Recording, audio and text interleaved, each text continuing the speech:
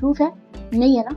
मेरे पास है, मैं बताती हूँ। तो एक हिस्टोरियन है M.K. अग्रवाल, उनकी एक बुक है from Bharat to India, the rape of crisis. इस बुक के पेज नंबर 459 एंड 60 में लिखा है 1857 की जो पहली फ्रीडम फाइट थी अंग्रेजों के खिलाफ, मंगल पांडे वाली, उस टाइम पे मुगलों का जो कोतवाल था उसका नाम था गयासुद्दीन गाजी। और ये जो कोतवाल की पोस्ट होती थी, ये बड़ी इंपॉर्टेंट पोस्ट होती थी। ये कभी भी किसी हिंदू को या नॉन मुस्लिम को नहीं दिया जाता था, ये मुसलमानों को ही दिया जाता था, क्योंकि उसके अंडर में ही पूरी पुलिस फोर्स होती थी, तो इसलिए उसका विश्वास पात्र होना जरूरी था। फिर DU के एक सोशल साइंटिस्ट हुए मनोज कुमार सिंह, उन्होंने अपनी किताब encyclopaedia of war of independence के वॉल्यूम 13 में इसको और अच्छे से एक्सप्लेन किया है। 1857 में जब ब्रिटिशर्स एक एक मुगल सैनिक को पकड़ के मार रहे थे, तब गयासुद्दीन गाजी भागकर आगरा चले गए।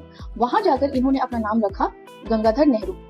इसी गंगाधर नेहरू के तीसरे या चौथे बेटे थे मोतीलाल नेहरू, और मोतीलाल नेहरू के बेटे हुए जवाहरलाल नेहरू। ऑन रिकॉर्ड जो लास्ट कोतवाल बताया गया है वो गंगाधर नेहरू को बताया गया है। तो गंगाधर नेहरू के हिंदू होने के चांसेस इसलिए भी कम हो जाते हैं।